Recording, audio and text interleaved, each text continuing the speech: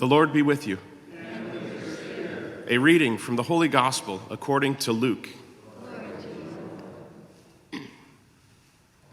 As Jesus continued his journey to Jerusalem, he traveled through Samaria and Galilee. As he was entering a village, 10 lepers met him. They stood at a distance from him and raised their voices, saying, "Jesus, Master, have pity on us." And when he saw them, he said, "Go, show yourselves to the priests." As they were going, they were cleansed. And one of them, realizing he had been healed, returned, glorifying God in a loud voice, and he fell at the feet of Jesus and thanked him. He was a Samaritan. Jesus said in reply, 10 were cleansed, were they not? Where are the other 9? Has none but this foreigner returned to give thanks to God? Then he said to him, "Stand up and go.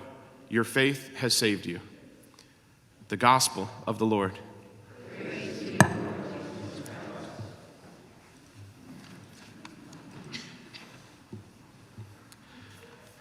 I saw something remarkable this morning. I don't know if you're online or on social media or if you noticed this too, but before I came to Mass, I was scrolling through Facebook, and this land that is usually desolate with people disagreeing and one opinion and another and rude comments and whatnot, it was a whole scroll of thanks. This one day, this kind of remarkable moment where instead of arguing, instead of posting snarky things back and forth, everyone was saying, "I'm grateful. Happy Thanksgiving. Let's give thanks." All thanks in a place where there's often so much division. What a beautiful day this is for us here to be united, aligned in giving thanks. But in giving thanks for what? And in giving thanks to whom?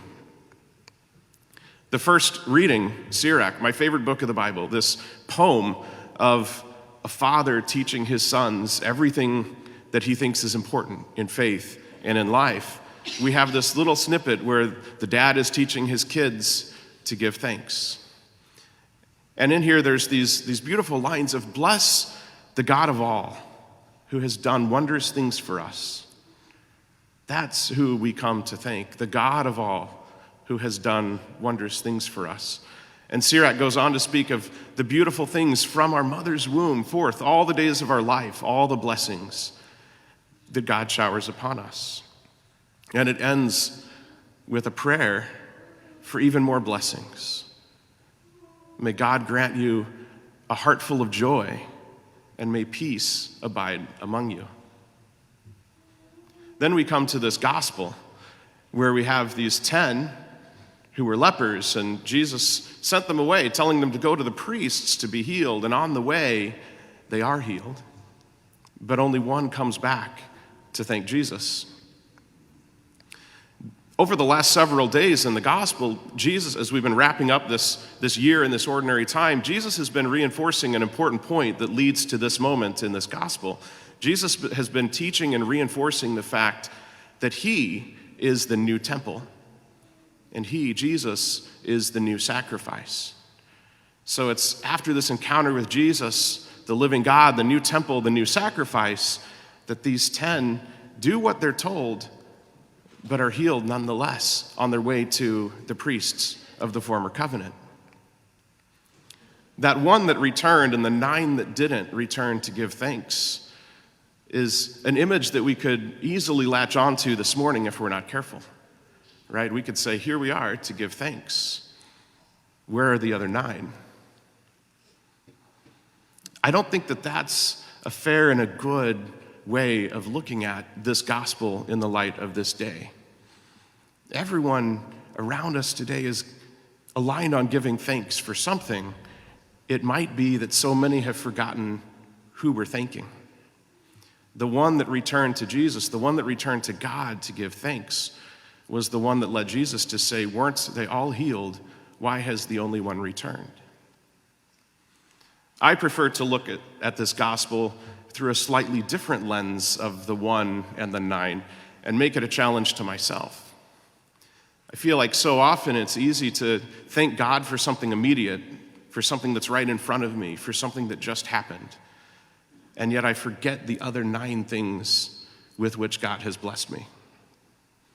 So today, as we're giving thanks to God, let's remember not just those things in front of us, maybe the family that we're with, the food that we're enjoying, the freedom that we know that we enjoy in this great country, but let's dig deep in thanks and remember the other 9 that we so often forget. Personally, I find this take root as I pray my rosary, and as I pray each decade, I focus on something. So for example, I might take a decade and focus on the priests in my life. So in everyday memory, giving thanks to God, I might, because he's right here all the time, give thanks to God for Father Alfred. But in that decade of the rosary, I start to realize on that first Hail Mary, thank God for Father Alfred. On the second, thank God for Father Pat. On the third, thank God for Father Jeff. And before I know it, I've run out of beads. That's what it means to remember the other 9. All of those other things that God has showered us with as blessings that we so often forget. I think that's the challenge for us. And for those that come to adoration, I would suggest the challenge of spending your next holy hour just saying, thank you, God, for fill in the blank. Thank you, God, for fill in the blank. And I think we would each be surprised by how quickly that hour fills up with thanks and gratitude to God. At the end of the day, this is the house of the living God. This is the altar on which he presents himself. This is the place to return to Jesus, to adore, to worship, and to give thanks.